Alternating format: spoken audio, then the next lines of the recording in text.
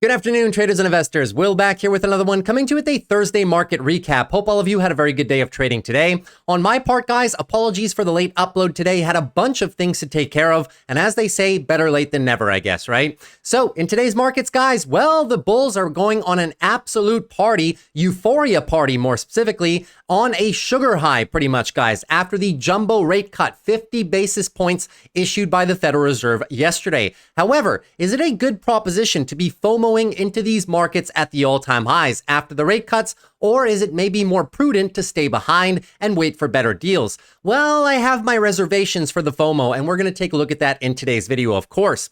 So, number one, what we're going to cover in today's video is going to be some earnings that I have prepared for you guys, and that is going to be FedEx releasing their earnings after the close today. The company down currently about 10% after some lackluster earnings, and may also be a signal that the economy may just not be as stable as the Federal Reserve was saying yesterday. Thereafter, guys, we're going to take a quick look at a news piece from Nike. Nike dropping their CEO today, firing their CEO in a major shakeup, trying to get the company to turn around. So we're going to take a look at that news article after the FedEx earnings. Thereafter, of course, we are going to dive into our major technical analysis rundown on our major stock market indexes, see how those are shaping up after today's massive gains. And lastly, take a look at our big tech names as well, see whether or not there's still some good deals to be had there. So a lot to cover in today's video, guys. Let's jump right into it together. So the SPY up a very healthy 1.71% today, and a lot of that was having to do with the bull run in the technology sector today. QQQ up a massive 2.53%.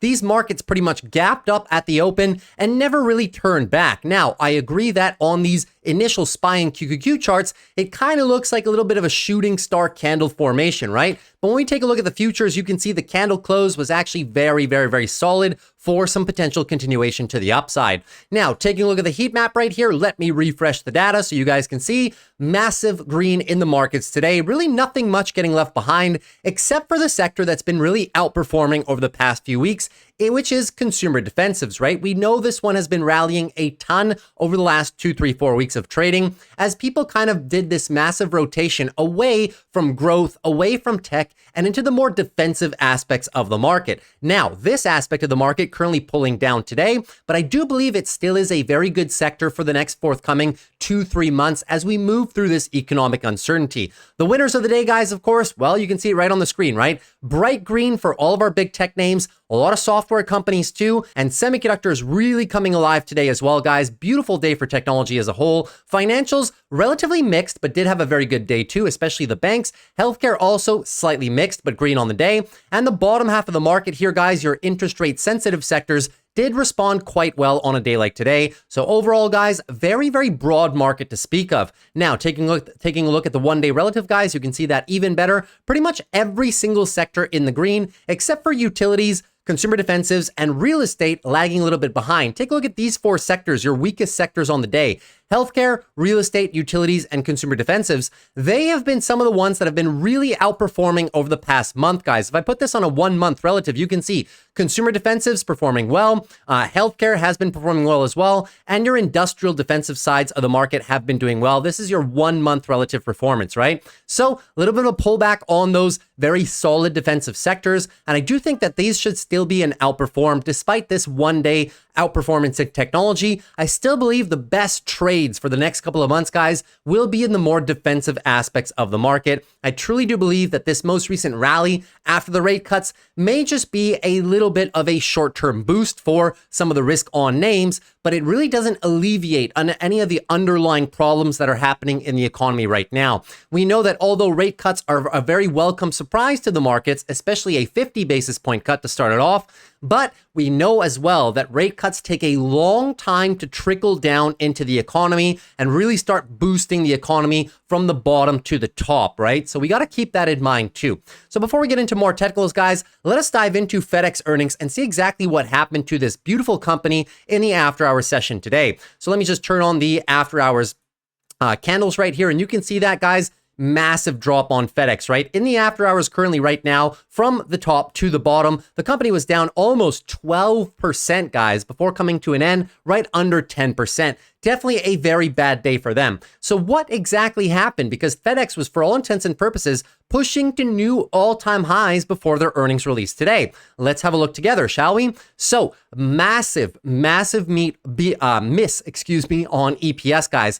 25% miss on EPS. Now, I'm usually fine with a couple percentage point miss, guys, but a 25% EPS miss does signal that there is a problem at hand for FedEx. On the revenue as well, down about 1.24%. So a rare double miss for FedEx in this current market environment. And we know that FedEx is, referred to as a consumer-facing stock, right? In terms of logistics and the shipping business, it can give us an indication of whether or not people are still willing to pay for more priority shipping, or whether or not people are kind of getting cheap on their logistics, and on the net logistics and networks in terms of the shipping fees, right? And apparently people are starting to get a little bit cheap, with good reason though, guys, because people, especially consumers, are really tapering down on their discretionary purchases right now. So take a look at the article. FedEx stock is down. Earnings show why the Fed cut rates. Let's have a look. The economy just isn't helping, and there is a troubling shift happening, which shows why the Fed just cut benchmark interest rates. Let's move on. Looking ahead, FedEx expects to earn between $20 and $21 a share in EPS in 2025. The range given in June was $20 to $22 per share. So missing on their forward guidance. Not only did they have a double miss this quarter, but also reducing their forward guidance, not only on EPS, but also in revenue. And we'll take a look at that below. So definitely some signs of weakness in the economy right now as viewed by FedEx. So it wasn't a strong report, and lower demand for premium services contributed to the disappointment. Industrial customers are relatively heavy users of premium services. Think of shipping a high-value microchip or medical device, and weak industry activity has started to show up in FedEx results. Weakening industrial activity is one of the reasons the Fed cut interest rates by a relatively aggressive 0.5 percentage point on Wednesday.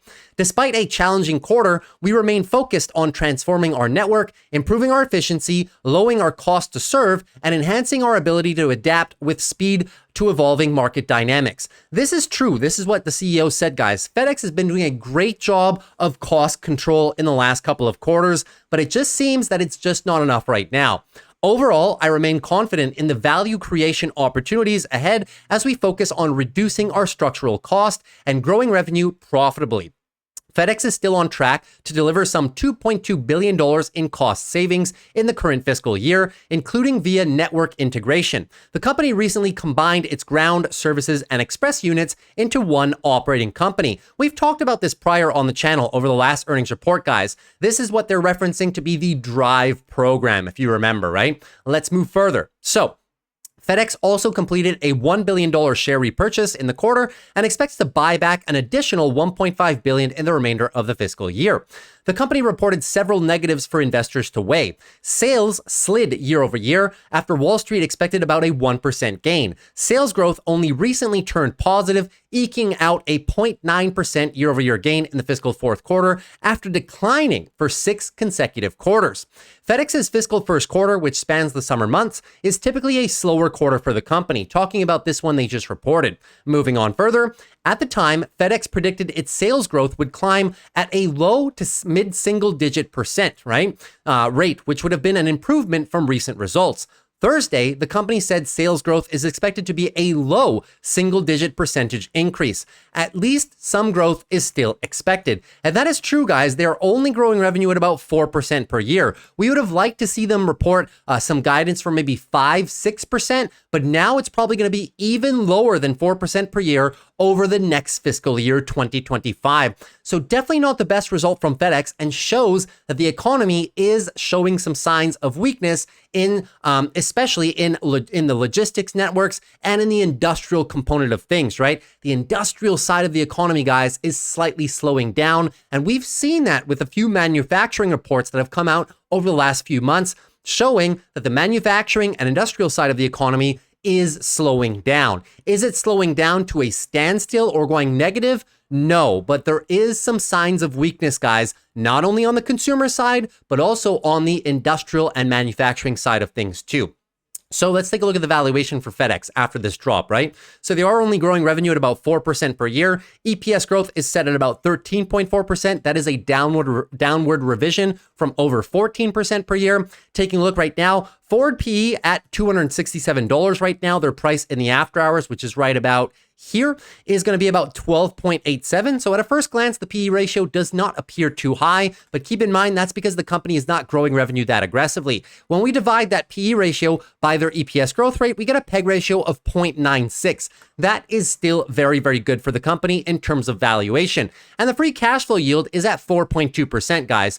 Anything, I usually look for free cash flow yields between 2.5% to 5%. Higher the better, right? Anything above 5 is very good, but usually for well-established companies, guys, whose share prices aren't absolutely destroyed, usually we're expecting to see anywhere between 2.5% to 5%. So at 4.2, that is fairly decent for this company. Now let's take a look at some of the financials as well. Well, FedEx being a very capital-intensive company, their balance sheet is not the best, right? They have a lot of debt on the balance sheet. They do still have about $6.5 billion in cash and cash equivalents, and they do bring in about $3 billion in free cash flow per year. That is decent, but still, debt is a problem for them. At least rate cuts will allow them to be able to service that debt a little bit better, for sure.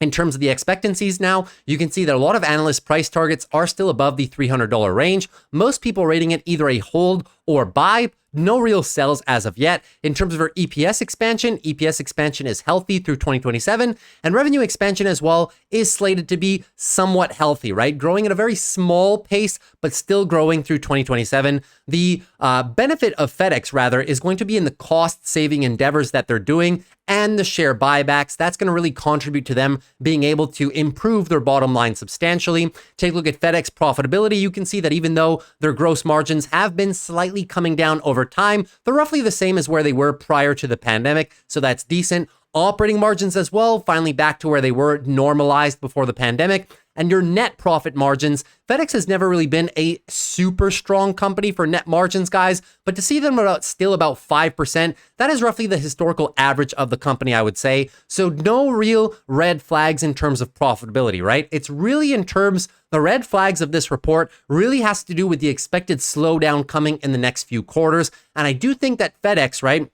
We've seen this time and time again, guys, over the last 2 quarters, right? So many different consumer-facing companies from different aspects, right? Whether they're food chains or retailers or grocery stores, dollar stores, apparel brands, and now even companies like FedEx and UPS have been guiding for a little bit of weakness, guys. So we have to acknowledge that the economy is displaying signs of weakness. So it's good that the Federal Reserve is dropping interest rates, but is it too little too late? We will find out, guys, which reiterates my point that I was making yesterday, right?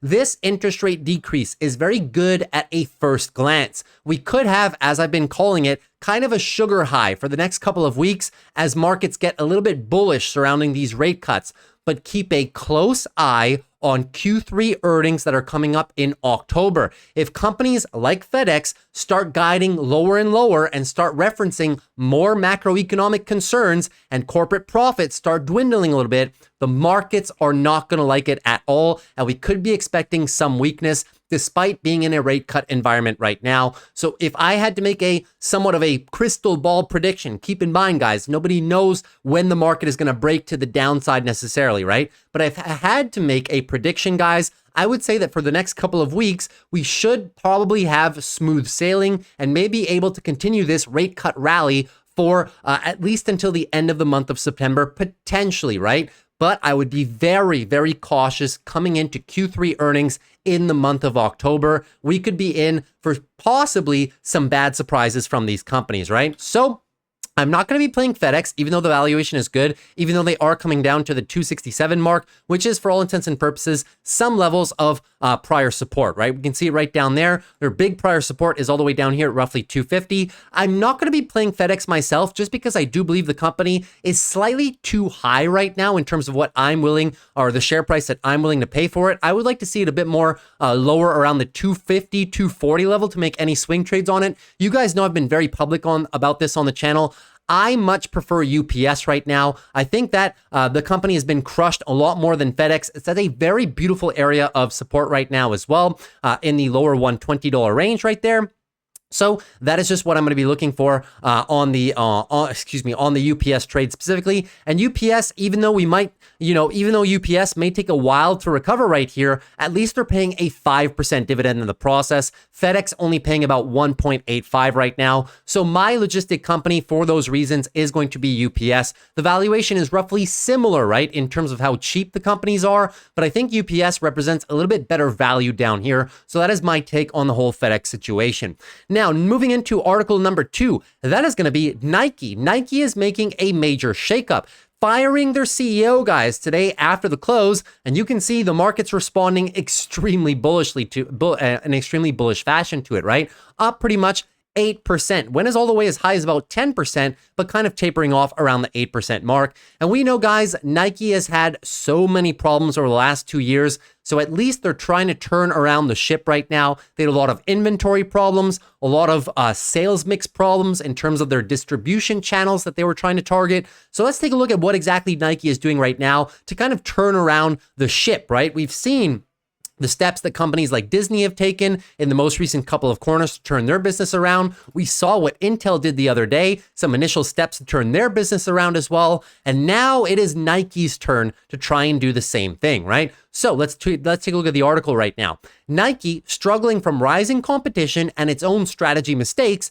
is making a major shakeup. The athletic giant announced Thursday that CEO John Donahoe will retire next month and will be replaced by Elliott Hill, a veteran former Nike executive. Nike faces a consumer slowdown and tough competition from upstart running brands like Hoka and ON. Customers are changing their behaviors, passing up discretionary purchases of expensive sneakers and athletic clothing for basics and experiences such as concerts and travel.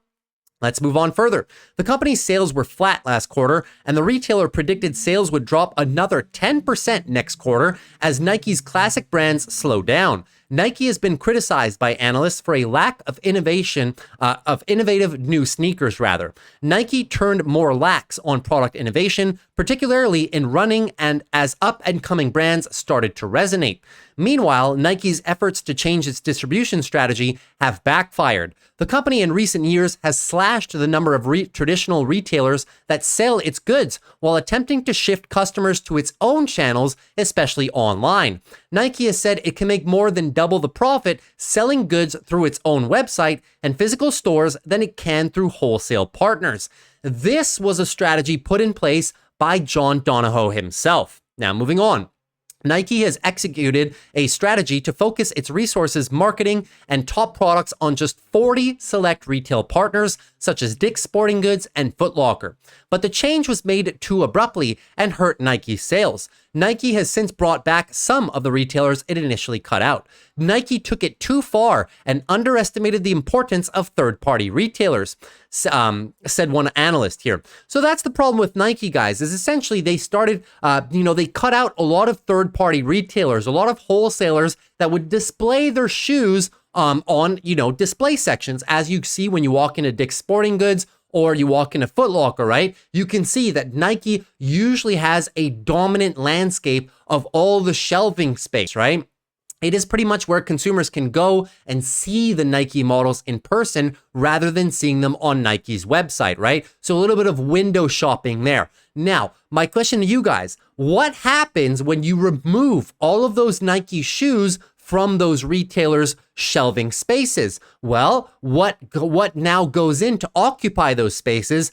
All of the competitors' shoes, and that's been what's hurting Nike. So at Nike, and the strategy from John Donahoe was a good one in terms of a logistical perspective, right? Yes, it's true that Nike can make more money shipping shoes from its own online website or from its own physical store locations, right? It was a good plan in theory, but in practice what it did is it allowed all the competition to gain a lot more shelf space, and as a byproduct, a lot more exposure to their brands. And now that people have kind of tried different brands, comparing them with Nike, they're realizing that maybe that Nike does not have the best quality for value anymore, right? Maybe you can find better quality and better value in different competitors' brands such as Hoka, ON, and ASICS as well. Those have been the three competitors really competing with Nike right now. So nice to see, guys, that Nike is returning to basics, right? They're kind of undoing the strategy put forth by John Donahoe and going back to the basics, going back to making wholesalers a larger portion of their distribution channels. So it's a good first step for Nike, but obviously this turnaround story is going to take a lot of time. I like Nike down here, guys, but don't get it wrong.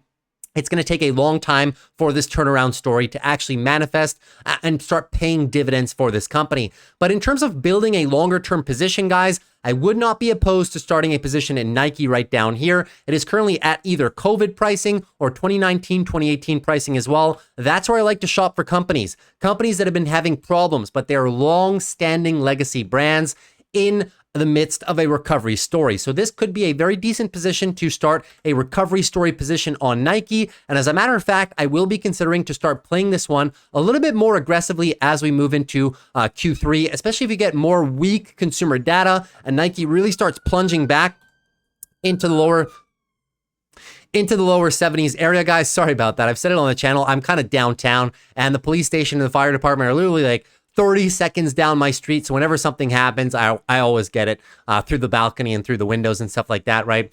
So Nike, lower 70s, I'm pretty much a decent buyer of Nike. But as I said, guys, do not expect something like this, right? It's going to be a very slow momentum grind back to get back that brand power for Nike, right? So that's pretty much everything in terms of our earnings and news articles. Hopefully you guys appreciated that. Now let's jump right into the technicals, guys. And we will see that the technicals have not changed that much. The bulls are still in full short-term control, but I would not start feeling any FOMO right now, guys. Let the market come to us. We know that it's not the time to be FOMOing right now. Yes, rate cuts are very good, but they are not the end-all be-all for the markets right now. There are still several cracks in the economy that cannot be ignored. Yes, the soft landing is on the table, but keep in mind, it's in the words. It is a soft landing. The economy is landing. It means we're going to continue getting a little bit more weakness. Can the Fed thread the needle and get their Goldilocks scenario? Possibly. But we cannot forget that there are some underlying risks on the table, especially in the short term, guys. The next 2-3 months are going to be crucial, especially for jobs data, macroeconomic data in terms of output. So think manufacturing indexes, GDP numbers, things like that, retail sales, right?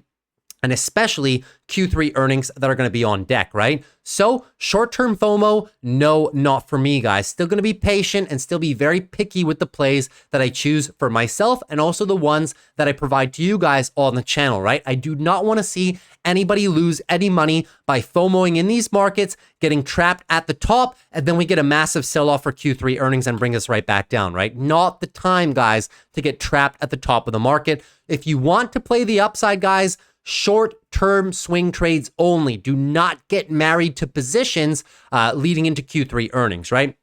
So that being said, moving into the SPY, beautiful daily uptrend is now being set by the bulls. So we now have a daily higher low and it is above our previous all-time high areas of resistance. So it's looking quite good, right? So daily higher lows are set, looking to move higher. As soon as this move tops out, guys, and how do we know the move is topped out? Need to see a loss of the hourly time frame. If you get a loss of the hourly time frame, keep an eye on this higher low right here, 560.87, right? Going to be looking to set up for a daily higher low for possible further daily trend continuation using kind of the all-time highs as the back test location, right? Breakout, back test or retest, whatever you want to call it, and possibly run for another leg of upside. In terms of the weekly is looking very good, guys. If they close this weekly candle like this tomorrow, back to a new weekly uptrend for the bulls. Full control there, looking very good. And on the monthly, never lost control in the monthly, right? Monthly higher low is set with the lows of last month, looking for continuous uptrend progression. But as I said, guys, I would be cautious leading into the end of September and early October when we start getting more of these company earnings.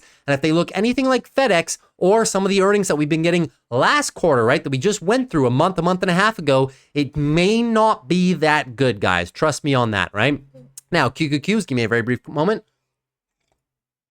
So QQQ is kind of the same concept, right? Up a massive 2.53%. Beautiful daily uptrend is set in motion right now. Now, as soon as this move tops out here, guys, going to be looking to set a daily higher low. How do we know the move is topped out? Once again, keep an eye on the loss of the hourly time frame. If you lose the hourly time frame, lose the 12 EMA as well, you'll probably be looking for a little bit of daily consolidation. Good thing though, the bulls have created a lot of space now. Anything above 470.5. Going to be looking for that daily higher low for possible further trend continuation. So the bulls are in full short-term control of these markets right now. In terms of the weekly, if the weekly does close like this, a little bit higher, we will be looking for weekly trend expansion, potentially into the all-time highs over the next few weeks as the sugar high from the rate cuts potentially continues in the technology sector. So be on the watch for that, guys. I'm all for taking continuation trades, but just recognize that factor, right? They are only that. They are continuation trades. We are not looking to hold longs over the next 2-3 months, going for max FOMO, max bullishness, right? Only some shorter term swing trades on some of the best and highest quality companies in the game using technical levels, guys, right? We are not trying to be hopeful and just trying to guesstimate where the markets are going to be, right? Yes, weekly uptrend is very nice, but be very, very just be very critical on the purchases that you make moving forward. Moving into XLF financials right now, financials having a beautiful day, 1.11% to the upside. Beautiful recovery here by financials, guys. Daily downtrend and now a massive engulfing move by the bulls. Love to see it. So we're going to eventually be looking for a daily higher low to be set, right? Anything above 43.40, going to be looking for that daily higher low for possible further daily trend continuation. Keep an eye on maybe a back test of the 12 EMA for that potential daily higher low to be set and further trend continuation. Why are we having trend continuation as a bias, guys? Because the bulls control all higher term timeframes. Weekly, massive, beautiful uptrend, looking for continuation, and the monthly, beautiful monthly uptrend, looking for continuation as well. So everything doing fairly well in the financial sector, guys. I will still be very keen on playing some of the major banks and even some of the credit card issuers if we pull back into good technical levels of support. I'll keep you guys updated on the channel, of course, for any and all plays that I choose to make. Moving on to XLV right now, healthcare not looking too bad, even though they are only up 0.3%, 0.36%, and they look like they had a little bit of a down day, guys. Still in a daily uptrend. Daily higher lows are set, and now we're looking to push for higher highs. That would be a break of 157.50. In the event we break yesterday's low, that would be a new daily downtrend and could send us into further weekly consolidation. As of right now, the bulls still do have it in the bag right now, guys. Beautiful weekly uptrend, looking for some continuation, but in the event we break the lows of last week and healthcare has a little bit of a dip here, guys, well, that would be some much welcome monthly consolidation for these bulls, looking very good right now. And as I've been saying, guys, healthcare has been one of the outperformers while the entire markets were weak throughout July and especially early August with the Black Monday sell-off right here. Tech was excessively weak. What did healthcare do? They carried the markets on their backs alone almost, right? So even though we might have some temporary weakness in healthcare right now, I still do believe it's going to open some very juicy buying opportunities for us. I will be on the watch for UNH. If UNH comes back and pulls back into this location right here, 550, 530, I will be a buyer. If a company like AbbVie pulls back into the 183, 180 level, I will be a buyer there as well. There's more names, but just to tell you guys, I am going to be a buyer. One of the ones I'm looking at actually, as a matter of fact, right now is TMO, looking for the potential breakout of the range right here on Thermo Fisher Scientific, looking like a very good technical breakout trade. Now, moving into SMH right now. So SMH Semiconductors having a beautiful day, of course, off the back of some renewed NVIDIA bullishness and the entire sector really just performing beautifully over the course of the day today. So they get a little green box change from me. Very nice. So let's change this up to a support level. And the bulls have finally done it, right? Daily uptrend is in the bag for the bulls. Now we'll be targeting some trend expansion into overhead resistance, which right now is 248 up to about 257, right? So that will probably be the next stop for the bulls if we do choose to continue pulling up. Very healthy move so far. Would not be surprised if we do get some momentum continuation at that level. In terms of the weekly is also not looking too bad, guys. We know that we are possibly looking for the weekly higher low into an attempt by the bulls at a weekly uptrend. That would need to get a break of 257. If they can do it over the next 2 weeks with the highs from the interest rate cuts, well, then that would be new weekly uptrend set by the bulls. and they would have a ton of momentum behind them. I am very willing to play this momentum in semiconductors, guys. But once again, I'm going to be cautious, right? I'm not going to be going for the absolute moon on these trades. We're going to keep them very, very level dependent right now. So if I had to take an entry right now on SMH with the daily uptrend being set with confirmation, we'd probably be targeting stop losses below here and take profits towards the higher end of resistance, right? And that logic is going to follow the same across all of the names we're looking at. We're going to take trades with very defined levels and tight stop losses, right? We do not want to get trapped in this temporary market euphoria right now. Now, moving on further, guys, let's take a look at some of our other indexes right here. So lastly, or before last, we're going to do IWM. IWM doing very nice today, 2.06%, as there is some renewed interest in the growth trade, once again, from the highs of the rush from the rate cuts, right? So responding very well to it right now, but I do once again have my reservations. I do not want to chase this trade right now coming into our big pocket of resistance of 2020 and 2021. That being said, got to give it to the bulls, guys. They're looking very, very strong. Huge engulfing move. No pullbacks to speak of whatsoever. So as soon as we do start getting a little bit of a pullback here, guys, going to be looking for a daily higher low. Anything above 204, going to be looking for a daily higher low. For possible further daily trend continuation, I'm personally going to be waiting for the daily higher low. If we can come back down here, guys, 217, 215-ish, that's where I might be interested in playing the Russell for a little bit of a swing trade, right? In terms of the weekly, if we close the weekly like this, it's going to be looking very good for some weekly trend continuation, guys. But keep in mind, the resistance is quite close, and it might not look like big resistance here, but keep in mind, this whole level from all the way back there, guys, is going to be a very big level to break. And I only think that we're maybe going to be able to, start breaking it here in the next few weeks.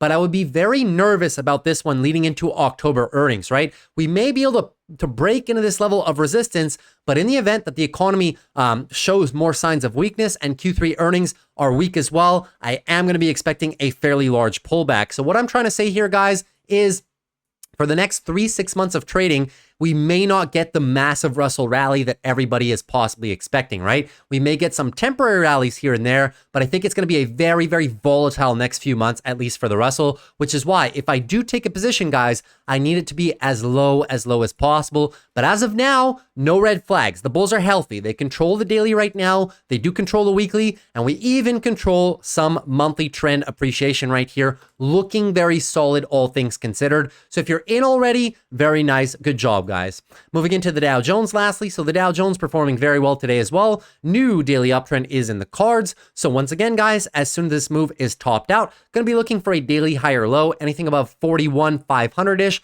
Going to be looking for that daily higher low for possible further trend continuation. The bulls looking very good on the Dow Jones here, guys. On the weekly, bullish bias as well, looking very good. Weekly trend expansion continues into new all-time highs. So we'll keep this one. We'll look at this one day at a time, guys. Just keep a close watch on your hourly time frame. If you lose the hourly trend into an hourly downtrend and lose this 12 EMA in a big fashion, this was not a loss of the hourly time frame. Double bottom, or actually, 8. I don't even know what the, double, triple, quadruple, quintuple, sextuple. Is this an octuple bottom? I don't know. You guys tell me, right? But yeah, so if you need to see a break, a loss of the hourly, that was not it. So if we do see a loss of the hourly, that's when daily consolidation is underway. So keep a close watch on the continuation of the daily uptrend pattern, guys. Now, moving on to some of our other names down here, let's move into big tech. So big tech, guys, not looking too bad. Apple with an extremely solid day here, guys. 3.71%. No real company-specific news that I saw no real news that I saw. This article caught my eye.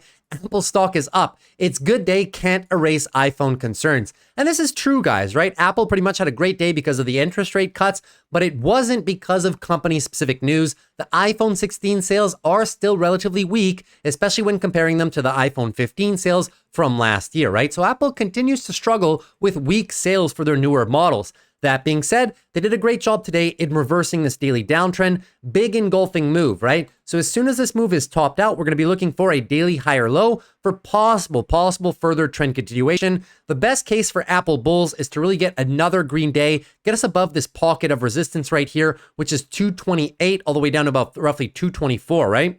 So That being said, if they can mount and close above here, well, we may just get a nice little retest location that could open up a breakout, retest, and possibly run further trade for the bulls. On the flip side, guys, in the event we are not able to get this done and we just start reverting all of this, guys, we'll just understand we'll just be continuously in further weekly consolidation. Apple's kind of been trapped in this range here for about 5-6 weeks of trading. But one thing's for sure, if they break the 232, weekly uptrend is back in the books for Apple and looking to move into the all-time highs. Myself personally, guys, I can't really play Apple up here. I've been saying it on the channel for a very long time. The valuation right now is just excessively high for me, and the revenue concerns are real concerns. So if I am to play Apple, I need to be compensated for it. And the way I want to be compensated is give me a discount back down to about 205, 200, 195. That is the location I will be willing to play Apple. I'll be patient for it, guys, right? Just as I was patient over here to play Apple, I waited all the way down here. I got to play it, made a lot of money on some call options playing it up. So I'm going to be waiting for the future, guys. I always stay patient and there's always other opportunities. Now, moving into AMD. AMD also not looking too bad at all here today, guys. Challenging our area of overhead resistance that we've been talking about. That whole 155 to about 162 still in play right now. Daily uptrend is beautifully set. You can see the bulls playing good defense here around the moving averages, and now we start blasting off for leg number 2. We will see if AMD bulls can get it done and break above this resistance. That will be best case scenario, guys. If we can break above 165 and come back and sit into this zone, it would provide one of my favorite trades, which is the breakout, retest this range as support, and then possibly run. That would be a very nice trade setup in the event that we are not able to get it done, guys, and we kind of falter and fall back. Just understand we're looking for a daily higher low. Anything above 148, just going to be looking for a daily higher low for a possible second or third attempt at breaking this resistance range. Not looking too bad at all for AMD right now, guys. And even on the weekly, right, if we can close this weekly candle or next week above 162, we finally get a weekly uptrend back on AMD, something we have not really had since this one started back and ended in the month of July, right? So it's been some time that we haven't had it on AMD. Looking very good, though, for the near-term future. And at 145, where we are right now, well, we're a bit higher right now, but the valuation on AMD is still relatively cheap comparatively to what they're going to be bringing out in the foreseeable future, right? Finally starting to ramp and scale their data center business, right? These 2 quarters, guys, this quarter and the next one, is where the scale comes into play. Look at this EPS expansion. It's coming. It's here. It's now. And all of that is leading into beautiful annual EPS guidance, 25, 26, and 27. This is where the scale comes into play, and this is where the revenue scale comes into play over the next 2 quarters as well. So looking forward to great things coming out of AMD, which is why I still think, guys, even in these locations right here, AMD is a great addition to a portfolio. Moving into Amazon right now. So Amazon still struggling with the 190, right? So you can see I won't extend this yellow line into it because then we kind of lose sight of this candle, right? But as of now, you guys can see a little bit of a struggle for Amazon right now. These candle formations are very, very awkward, right? Pretty much giving up everything and ending kind of flat where the stock opens every single day. That being said, we are still in a daily uptrend. It's not the prettiest daily uptrend, but it is still a daily uptrend indeed. Now, in the event we get rejected right here, guys, probably just targeting a daily higher low. Anything above 183, going to be looking for a daily higher low for a possible second or third attempt at breaking this 190 level of resistance. One of my preferred trades, of course, would be the break above and retest the 190. That could open up some nice continuation trades right there. And in the event we somehow roll it over, guys, daily downtrend, just understand what we're looking for. Looking for some possible weekly consolidation on Amazon. And I would be a big fan of picking up some more of this stock down in the 183. 183, 181 is my sweet spot for Amazon. In the event we get some pullback from the 190 resistance back down into our support, could be a great setup for a weekly higher low for possible further weekly trend continuation. Love Amazon, guys. No red flags for the company whatsoever. Moving into Google right now, Google up 1.5%, but another day where Google really starts powering forward just to kind of give everything back over the course. Well, not everything because they still have the gap up, right? But we were up a lot heavier on Google today, guys. At one point, we were up almost 2.6% before they gave back a percent, right? But still very, very healthy, guys. Daily downtrend was clear as day on Google. Big engulfing move by the bulls. Still no sign of a daily higher low willing to be set just yet. So the more ground that the bulls get, guys, the higher and higher their odds are of setting up the daily higher low for a daily trend change attempt. Now we are above a significant moving average. The green one right here is your 200-day moving average, looking good on Google. So as soon as this move higher tops out, how do we know it tops out, guys? Glad you guys asked. Loss of the hourly time frame and significant loss of the 12 EMA. That is going to be signaling a daily compression, right? Or a daily pullback right there, looking once again for a daily higher low. Anything above 148, going to be looking for that daily higher low for possible trend continuation. Now, with the size of this daily move higher already, guys, the weekly is looking pretty good. Take a look at the size of this bounce, right? Size of the bounce, almost 78%. So even if we were to lose this daily streak right here and set up for a daily downtrend formation, just understand, probably just looking for a weekly higher low for a possible weekly trend shift to the bulls. And the next area we're targeting for resistance starts at about that 172, 175 mark. So I like Google a lot down here, guys. I am a fan of being a buyer in the event we get a little bit of a pullback. Moving into Meta right now. Give me another brief second. Meta up about 3.93%, guys. Meta just blasting off. This is the candle that I wanted from Meta. We've been talking about it for a very long time, and it's finally here, right? The infamous breakout. Now, in the event the markets start consolidating a little bit, I will be watching for the pullback, right? Looking for this one, breakout, retest, and possibly run. So now this all-time high that's been resistance for like 4 months at this point, right? Let's change it up. Now, finally, we can use it as support. And it is a very solid level, guys. It took them like 4 months, right? Since March, more than 4 months, arguably 6 months of time to get through this one. So now it stands to argue this will be a very solid level, which is why I love it for a pullback scenario, breakout, retest, and run. I'll be looking for that one aggressively off of any pullbacks. In terms of the weekly, guys, this is exactly what we're looking at too. Weekly uptrend is now set, looking very beautiful for some continuation, guys. So we have to be diligent on this pullback. We may just get a little bit of a pullback here into maybe it won't even get all the way down here, guys. 531 to 514. Maybe we only graze these levels right here, right? 540-ish. I would even be a fan of playing that 540 pullback because the weekly is looking great for some continuation into next week, maybe even the next 2 weeks as Meta pushes higher, guys. 600 is the next psychological target. So I'll be looking to play any shorter form pullbacks on this stock, looking to just go for that weekly trend expansion. Looking very good. And look at this weekly MACD, guys, starting to cross. This is the first time since early April that we've got a green MACD candle. You can barely see it down here, but we are looking to cross, guys. This one is looking very good. I would not be surprised if it starts blasting off here, guys. I've been saying this for so long. Meta is too darn cheap at the lower $500 levels. So hopefully you guys are able to build some positions down here with me because now we are performing beautifully. Moving into Microsoft right now. Microsoft also, having a nice little rally early on in the morning and pulling back ever so slightly. Microsoft was up a little bit more, but you can see red candle, but a nice big green day for the stock. Now, keeping that in mind, daily uptrend, guys, is now set for Microsoft, cracking the new highs today, and we are now nicely above our area of prior resistance, which is now, we can change this one up again too, right? So a lot of green getting put on the board here today. Back above it, using it as support, right? So we can see in the event Microsoft pulls back a little bit here and loses the new daily uptrend. Is that a big deal, guys? Not so much, because we have now the weekly trend confirmed in our favor. So any short-term pullbacks, in my opinion, maybe retesting the lower bands here, 425, 422-ish, could be a beautiful swing trade opportunity, weekly higher lows for some possible trend continuation. So if Microsoft does pull back here in a lower end of the moving averages as well, which are now above, I'll be looking to play this one right here, guys. 427 down to about 422, the sweet spot, in my humble opinion, for breakout, retest, and maybe run for this trade, with the weekly time frame being our guide for some further expansion. So Microsoft looking very, very, very solid, guys. Extremely happy that I was able to add more shares in my long-term portfolio down here, and hopefully some of you guys did the same as well. Now, moving into Netflix. Netflix also breaking above, new all-time high for Netflix today, cracking 715, 716, looking very good.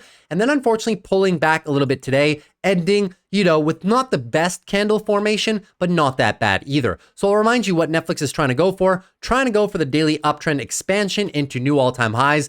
We haven't cleared the all-time highs in a sufficient manner that I can say that I'm comfortable in playing the retest trade just yet and run, just because we haven't broke above it too much, right? We're still kind of trapped within the all-time high band of resistance. So in the event we start pulling back a little bit more here, guys, and lose it and set the daily downtrend, you guys know I'm sitting here all day, guys. 675 down to about 650. I would love to play the stock down there if we pull back there. Other than that, weekly uptrend is looking very good. So it might just be a case of just grind higher for Netflix, right? We know Netflix doesn't have explosive runs that often. They're more of kind of just a grind higher stock, as you can see from a lot of their price action, right? It's not fancy. It's a grind higher, but Netflix is just an extremely solid company. And I would not be surprised if this one is extremely resilient in the face of a recession narrative coming up shortly. So I do still like Netflix. I do still like Netflix, guys. Moving into NVIDIA right now. Well, NVIDIA, once again, guys, this tiny little, resistance range, it used to be support. It just keeps preventing the bulls from moving higher, right? Continuously getting rejected at that 120 mark. And today was no different. Even though NVIDIA was up about 4% today, they could not get the breaking close above. So we will see if they can get it done, guys. Keep in mind, SMH did it, right? New daily uptrend. NVIDIA did not. They do not have the new daily uptrend confirmation just yet. We would need a break above, a break and close above 120. We'll see if they can get it tomorrow with some continuation. However, in the event NVIDIA rolls over and breaks yesterday's lows, that is also on the table, guys. Daily downtrend would be underway, and then we'd probably just be looking for some further weekly consolidation. Maybe that was completely ugly, my bad. Maybe just looking for the tightening up of a range, guys, similar to what we've been having last fall as well. I talked about this similar setup on the channel a lot in the last few weeks, and I really would not be surprised, guys, if NVIDIA is just kind of relegated to a tightening range as they grow into valuation concerns, grow into growth of the industry concerns, and stuff like that, right? I still love the company, but I love it at a good price. And a good price for me would be in the event we start pulling back a little bit more towards the 113, 110 area. I'll be looking to play some short puts, 105 down to about 100. This is where I love playing NVIDIA a little bit more, guys. Other than that, if you want to go for the trend breakout trade, guys, if you're trying to go for the daily uptrend break, no problem at all. You can do that. Just keep a very tight stop loss. The invalidation level is here. So if you want to enter the trade and go for the daily breakout and target this range as your take profit, no problem at all. Just understand the stop loss is this guy right here, 113. Because if you lose that, you invalidate your daily uptrend breakout. It becomes a daily downtrend, and then you look to the lower levels, right? So stay cautious on NVIDIA. I love the stock, but we need to be playing it with good technical levels. Moving into Tesla right now, Tesla, pretty much the story of the day, right? Responding the best to the rate cuts. And that was kind of what I was hinting at yesterday too. EV plays, solar plays, the ones that have kind of been sidelined and beaten down over the last year and a half, they will respond very well initially to the rate cuts. It's not to say that this is going to snap a finger, instantly stimulate demand for Tesla's vehicles, but it's a welcome start, right? So moving on in. The daily trend breakout on Tesla, guys, is pretty much confirmed at this point, right? Very beautiful daily uptrend. And as we were saying, if we got a break of this infamous level right here, the 234, 235, the next area would undoubtedly be the 245, 246 level. And we're pretty much already there. There is a little bit of a swing trade available on Tesla right now if we are patient and wait for a pullback, right? In the event we start pulling back into this area we just broke out of, and it is a solid one, guys. It's been preventing this market for a long time. In the event we were to pull back there, the stop loss goes below these lows right here, and then we would be targeting the breakout, retest, and run towards the higher level, which is for all intents and purposes this 260 level right there. Why do we have a bullish leaning bias for that trade, guys? Well, because Tesla is in full control of the weekly trend expansion right now, so not looking too bad for this stock in the event you want to do a little bit of a swing trade. So that's everything for Tesla. In terms of our last one, Palantir right here. So Palantir up about 1.24% on the day and looking to closely challenge our overhead last area of resistance, guys, which is the 38 to 39 established in 2020 and 2021. However, I would be cautious at these levels, guys, right? I've said this once, I'll say it again on the channel. The valuation right now is very, very, very high. We didn't even do it all so far. This is the valuation at $32. So keep in mind, guys, higher, 20% higher, the PEG ratio right now is going to be like a 4.3. That is way too high for me, in my humble opinion. But the technicals do look quite good, guys. I would just be cautious. I'm going to be waiting for a pullback, more specifically, probably a weekly pullback at this point. So we will need to lose the daily trend, come into a daily downtrend, and start the process of setting up for some weekly higher lows, something like this, right? I'll be targeting this area right here, $33, $32. If we can pull back into this area right there, I do believe it'll offer some swing trade opportunities in the lower $31 to $30 range for selling some put options, which is my preferred strategy moving forward on Palantir. I would be very, very cautious though, trying to YOLO this one into overhead resistance and at such a high valuation. So hopefully that makes sense for Palantir. Beautiful company, but I just do not like the share price that much anymore at these higher levels with this heightened valuation. So hopefully all of that makes sense. So that's pretty much everything I had for you guys in terms of today's video. If you enjoyed it, consider dropping a like, would appreciate it for the growth of the channel. And second, if you are new here, consider subscribing to the channel as well. We do these videos every Monday through Friday after the close. So I would love to see you back with us in the near term future. And lastly, guys, if you have any questions, as per usual, always feel free to leave them down below in the comments. Anything you want, stock, technical analysis, options, trades, macroeconomic discussion, anything you want. You guys know me. I always usually get back to you within the first 24 hours. So take care, guys. I'll see you tomorrow after the close. Have a beautiful end of the week tomorrow and a great trading session as well for the Friday. Take care. Peace.